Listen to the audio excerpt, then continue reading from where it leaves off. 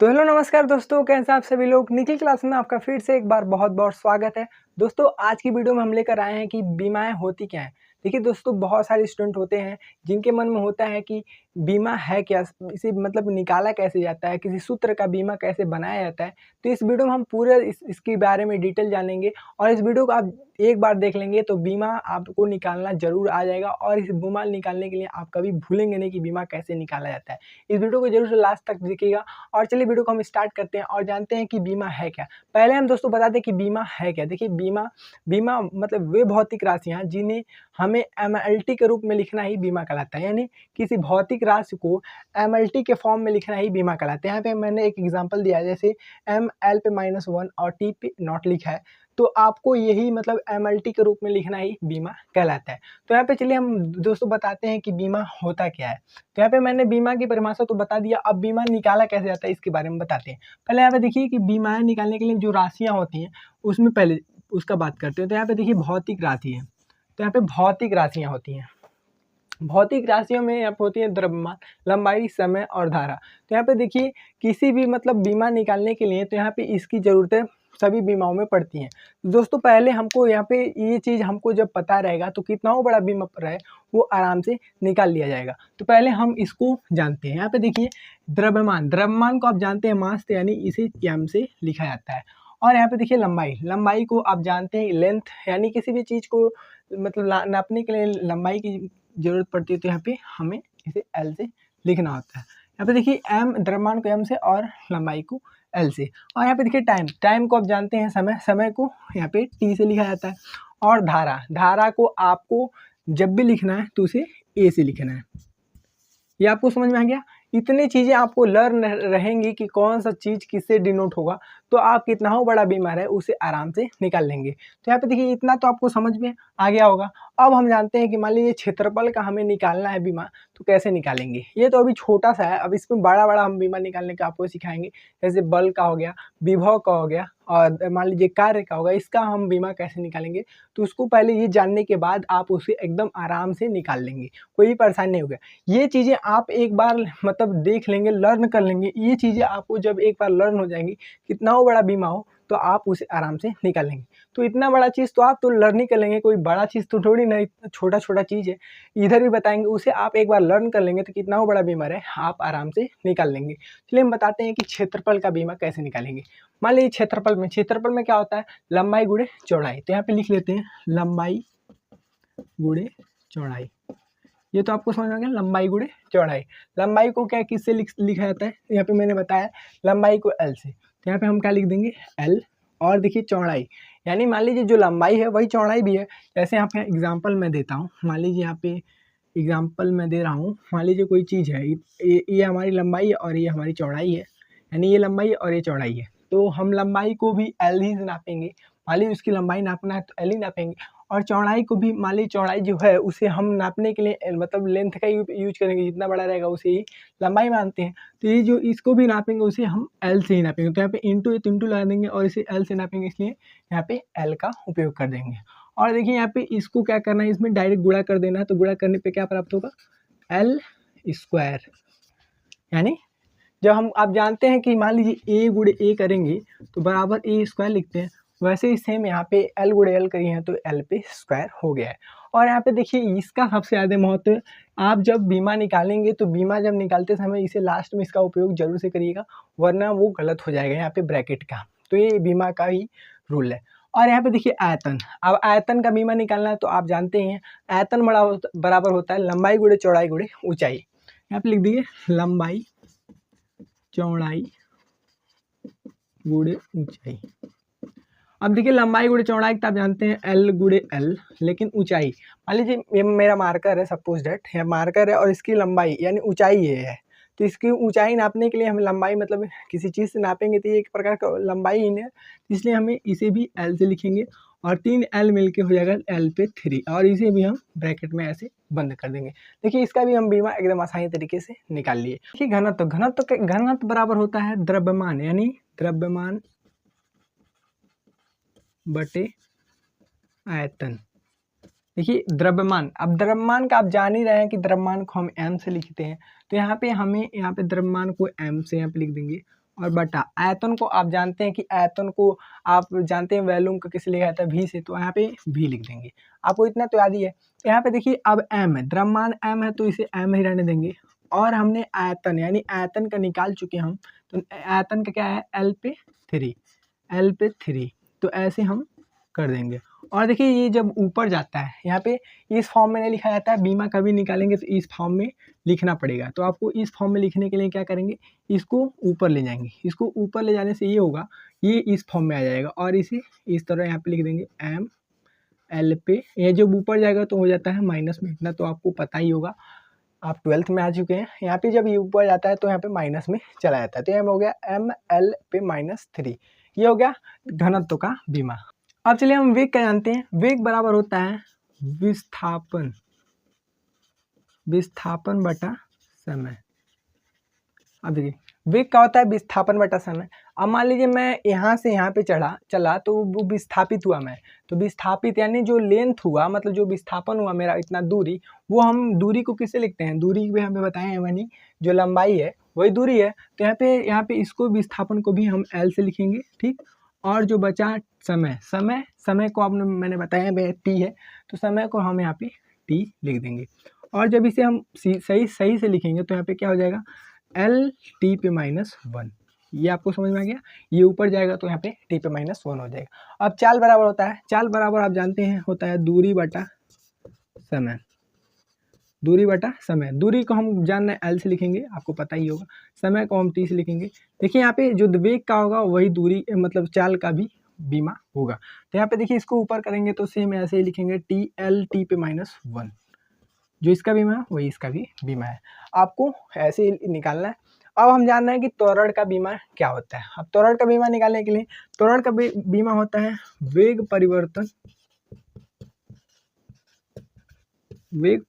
बटा समय। आप जानते होंगे कि त्वरण बराबर होता है वेग परिवर्तन बटा समय।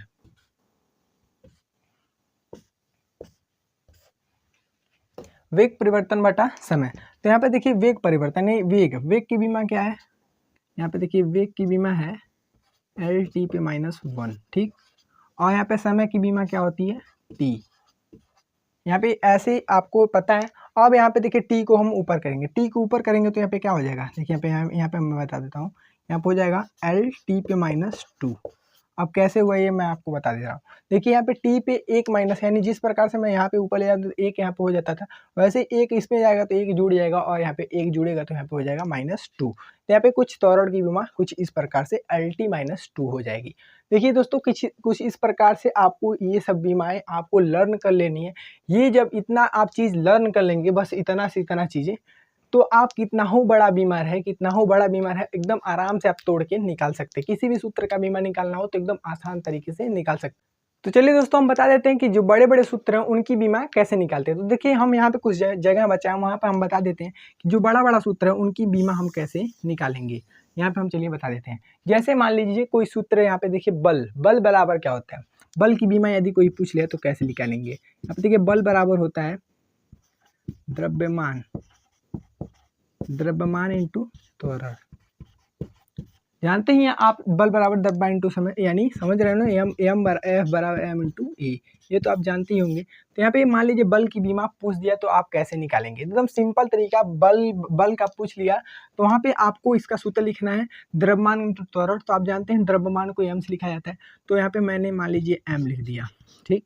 और त्वरण का मैंने यहाँ पे नीचे निकाला है आभी को, तो यहाँ पे त्वरण का सेम यही ना मैं बोला कि आप इसे एक बार याद कर लेंगे तो कोई कितना बड़ा बीमार है आप एकदम आराम से निकाल सकते हैं। यहाँ पे देखिए त्वरण का होता है L t पे -2, सिंपल सा।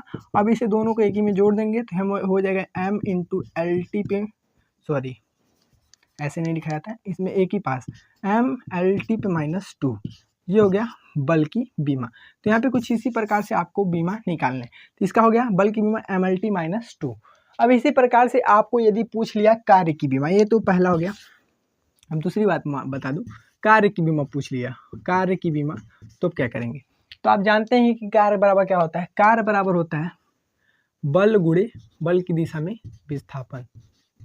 देखिए बल की बीमा निकालने के लिए क्या होता है, एकदम सिंपल तरीका, बल यानी बल की बीमा मैंने यहाँ पे निकाला है तो आपको यहाँ पे बल की बीमा लिख देनी है, ये बल की जगह। तो यहाँ पे MLT पे -2 लिख देना है, MLT पे -2 में बल की बीमा लिख दिया और यहाँ पे इंटू कर लेंगे, ऐसे ब्रैकेट बना देंगे और इंटू विस्थापन। विस्थापन को अब मैंने बताया है कि विस्थापन क्या लिखा जाएगा। यहाँ पे विस्थापन की जगह मैंने L लिखा है, तो आपको अब मैंने समझाया भी विस्थापन की जगह क्या लिखें, तो विस्थापन की जगह मैंने L लिख दिया। अब सिंपल सा कुछ नहीं करना, दोनों को जोड़ देना है, मतलब गुणा कर देना है। तो यहाँ पे हो जाएगा M, और देखिए यहाँ पे दो चीज़ें हैं L आपको यहाँ पे मैंने बताया A और A का गुणा होगा तो A स्क्वायर होगा, वैसे ही L और L का गुणा हुआ तो हो जाएगा L स्क्वायर, और यहाँ पे T बचा तो T का स्क्वायर, वो भी माइनस में, समझ गए। यहाँ पे देखिए माइनस में तो माइनस में ये जब ऊपर जुड़ेंगे तो प्लस में इसका जोड़ होगा, गुणा होगा। तो यहाँ पे हो गया इसका कार्य की बीमा ML square T minus square. तो आपको कुछ इसी प्रकार से कार्य की बीमा प्राप्त हो गई। अब इसी प्रकार से मान लीजिए आपको विभव की बीमा ज्ञात करनी है। देखिए हम विभव की बीमा में यहाँ बताते थे, तीसरा चीज विभव बराबर होता है कार्य बटा आवेश, मतलब V बराबर होता है W बटा Q। ये तो आपको पता ही होगा विभव बराबर।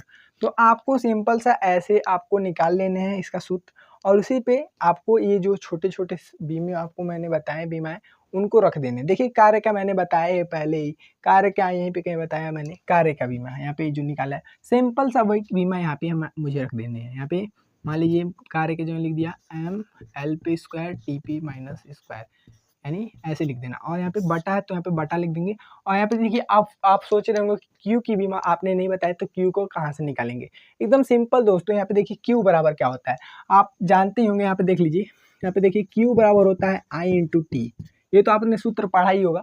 अब देखिए आप यहाँ से कैसे हम बीमा निकालते हैं, मतलब सभी सूत्रों का बीमा आपको निकालने उसके हिसाब से रखने हैं।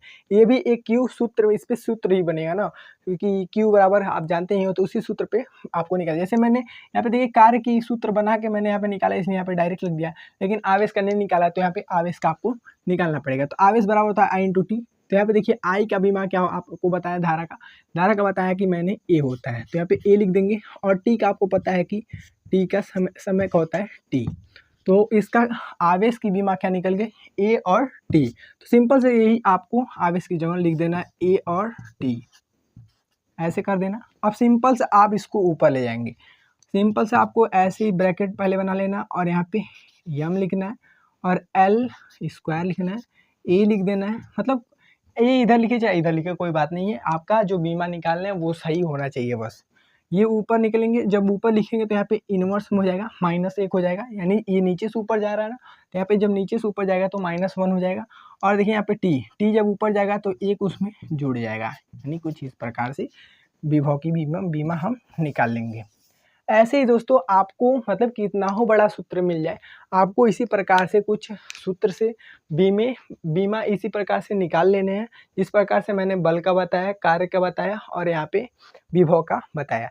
तो आपको इसी प्रकार से तमाम सूत्र मिलेंगे, उसको आप मैंने जो ये बताया इसको याद करके एक बार उसकी बीमा आप निकालिए, और बार बार जब आप निकालेंगे तो किसी भी सूत्र की बीमा आपको निकालने में दिक्कत नहीं होगी, परेशानी नहीं होगी, और आराम से आप बीमा निकाल लेंगे। तो दोस्तों देखिए हम 12th के वीडियो डालना अपने चैनल पे स्टार्ट कर दिए, और देखिए कुछ पहला वीडियो यही था कि बीमा कैसे निकालें। देखिए कितना आसान तरीके से मैंने आपको बताया कि बीमा कैसे निकाला जाता है, एकदम आसान तरीका, चुटकियों में आप सॉल्व कर लेंगे कि बीमा कैसे निकाला जाता है। उसी प्रकार से आपको 12 से रिलेटेड जितने भी सिलेबस के मतलब फिजिक्स, बायोलॉजी, केमिस्ट्री, इससे हिंदी जितने भी वीडियो मिलेंगे आपको वो शॉर्टली मिलेंगे। यानी शॉर्टली का मतलब ये हुआ कि आप कोई भी चीज़ पढ़ेंगे तुरंत दिमाग में घुस जाएगा, बैठ जाएगा। आपको दूसरे यूट्यूब चैनल की तरह रट्टू तोता नहीं बनाया जाएगा, आपको एकदम मतलब मुजबानी बताया जाएगा और तुरंत याद होने वाला बताया जाएगा। तो दोस्तों वीडियो अच्छी लगी तो वीडियो को लाइक कीजिएगा, चैनल को सब्सक्राइब कीजिएगा और कमेंट बॉक्स में छोटा सा कमेंट जरूर से लिखिएगा। और ये वीडियो आपने किसी एक फ्रेंड के साथ जरूर से जरूर शेयर कीजिएगा, ताकि वो भी बीमा पढ़ ले और वो भी बीमा निकालना सीख जाए। तो मिलेंगे किसी और ऐसे ही वीडियो में, तब तक के लिए जय हिंद, जय भारत।